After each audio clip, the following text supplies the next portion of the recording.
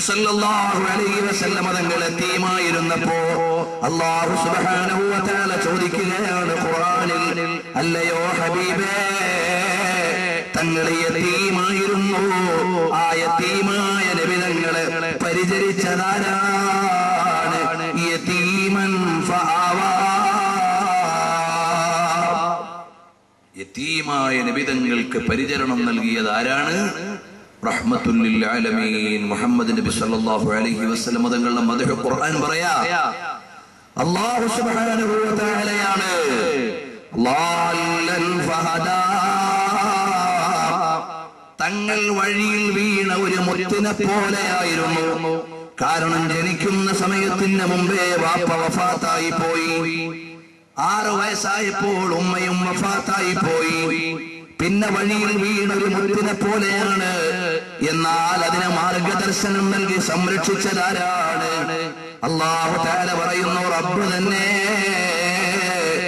അല്ലാഹു സുബ്ഹാനഹു വ തആലയുടെ പരിചരണമാണ് റഹ്മത്തുൽ ലിൽ ആലമീൻ മുഹമ്മദുർ റസൂലുള്ളാഹി സല്ലല്ലാഹു അലൈഹി വസല്ലം തങ്ങൾ.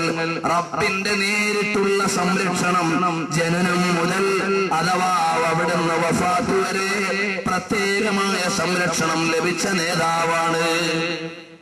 ഇനിയോ നബി സല്ലല്ലാഹു അലൈഹി വസല്ലം തങ്ങൾ ജനിക്കുന്ന സമയത്ത് അന്നത്തെ വലിയ മാർക്കറ്റിൽ നിന്നൊരു അനൗൺസ്മെന്റ്, ആ ഉലിദ ഫീകും മൗലൂദ്, ഇവിടെ എവിടെങ്കിലും ഒരു കുട്ടി ജനിച്ചിട്ടുണ്ടോ? ഇതാരാ രേഖപ്പെടുത്തിയത്? മുജാഹിദിന്റെ നേതാവായ ഇബ്നു തൈമിയ്യയുടെ ശിഷ്യനായ ഇബ്നു കസീറിന്റെ അവിടുത്തെ അസ്സീറത്തുൻ നബവിയ്യ എന്ന ഗ്രന്ഥത്തിൽ കാണാം. നിങ്ങൾ പരിശോധിച്ചു നോക്കൂ. നബി സല്ലല്ലാഹു അലൈഹി വസല്ലം തങ്ങൾ ജനിക്കുന്ന സമയത്ത് ചോദിച്ചു, അവിടുന്ന് മാർക്കറ്റിൽ നിന്നൊരു വിളി, ഔലിദ ഫീകും മൗലൂദ്, എവിടെങ്കിലും ഒരു കുട്ടി ജനിച്ചിട്ടുണ്ടോ? അപ്പൊ ഒരാൾ പറഞ്ഞു, അതെ, അബ്ദുൽ മുത്തലിമിന്റെ മകൻ അബ്ദുല്ലാഹിയുടെ ഭാര്യ ആമിന ഒരു കുഞ്ഞിന് ജന്മം നൽകിയിട്ടുണ്ട്. ഈ പാതിരി നേരെ വന്നു ജനിച്ചു വീണ കുഞ്ഞിനെ എടുത്തു. എന്നിട്ട് ചുമരിലേക്ക് നോക്കുമ്പോൾ അതാ നബുവ്വത്തിന്റെ അടയാളം വേദപരിചയമുള്ള പാതിരി മനസ്സിലാക്കി. അയാള് ബോധരഹിതനായി വീഴുന്നു. ബോധം തെളിഞ്ഞപ്പോ അവിടെയുള്ളവര് ചോദിച്ചു, എന്തിനാണ് നിങ്ങൾ ഈ കുഞ്ഞിനെ കണ്ട മാത്രയിൽ തന്നെ ചുമല് പരിശോധിച്ചു നോക്കിയത്? എന്നിട്ട് എന്തിനാണ് പ്രിയപ്പെട്ട ഈ കുഞ്ഞിനെ നിങ്ങൾ കണ്ടപ്പോഴേക്ക് ബോധം കെട്ട് വീണുപോയത്? അയാള് പറഞ്ഞ മറുപടി എന്താണെന്നറിയുമോ? ഖദ് നസലത്തിൻ നബുവ്വത്തു മിൻ ബനീ ഇസ്രായീൽ, പ്രവാചകത്വം അതാ അവത് മാറിയിരിക്കുന്നു. ഇസ്രായേലിൽ നിന്ന് പ്രവാചകത്വം അറബ് ജനതയിലേക്ക് വന്നിരിക്കുന്നു. ഇത് വാഗ്ദത്ത പ്രവാചകനാണ്. നബി സല്ലല്ലാഹു അലൈഹി വസല്ലം തങ്ങൾ ഹലീമ ബീവി റളിയല്ലാഹു അൻഹയുടെ വീട്ടിൽ പാർക്കുന്ന സമയത്ത് പാതിരിമാര് തിരിച്ചറിഞ്ഞു, ഇത് വാഗ്ദത്ത നബിയാണ്. അവിടുന്ന് നബി സല്ലല്ലാഹു അലൈഹി വസല്ലം തങ്ങളെ അതാ കൊല്ലാൻ ശ്രമിച്ച സംഭവങ്ങൾ സീറയുടെ ഗ്രന്ഥങ്ങളിലുണ്ട്. അതുമാത്രമല്ലല്ലോ, അലം നശ്റഹ ലക സദ്റക, നബിയെ അവിടുത്തെ നെഞ്ചു കീറിയിട്ട് വൃത്തിയാക്കിയില്ലേ? അവിടുന്ന് ഓപ്പറേഷൻ നടത്തിയില്ലേ?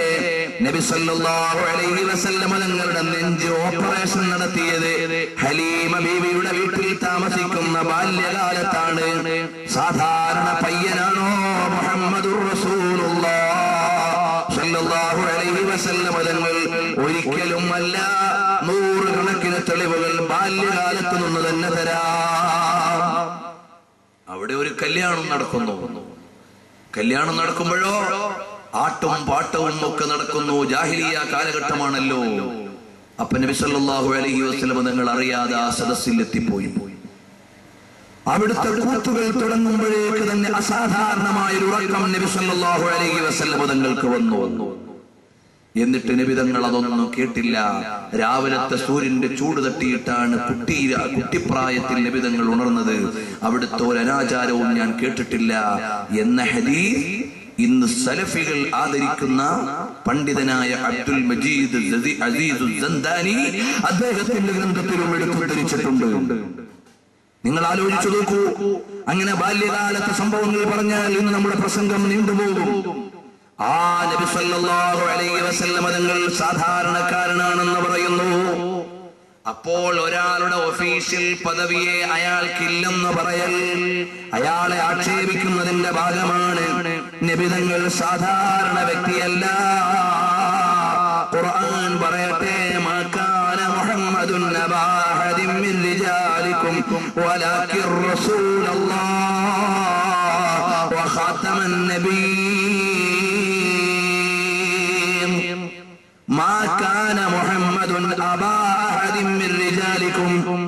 നബി സല്ലല്ലാഹു അലൈഹി വസല്ലം തങ്ങൾ നിങ്ങളിൽ കേവലം ഒരു പുരുഷന്റെ പിതാവല്ല, മറിച്ചോ സാധാരണ രീതിയിൽ വായിക്കപ്പെടേണ്ട നേതാവല്ല. വലാകിർ റസൂലല്ലാഹ്, അല്ലാഹുവിന്റെ റസൂലാണ്. വ ഖാതമൻ നബിയ്യീൻ, കേവല റസൂലുമല്ല, ഖാതമുൻ നബിയ്യീനാണ്. ഇനി ഒരു നബിയും വരാനില്ലാത്ത വിധം ലോകവ്യാപകമായ ദഅവത്തിന്റെയും ദേശവ്യാപകമായ ദഅവത്തിന്റെയും കാലവ്യാപകമായ ദഅവത്തിന്റെയും നേതാവാണ് റഹ്മത്തുൽ ലിൽ ആലമീൻ മുഹമ്മദുർ റസൂലുള്ളാഹി സ്വല്ലല്ലാഹു അലൈഹി വസല്ലം.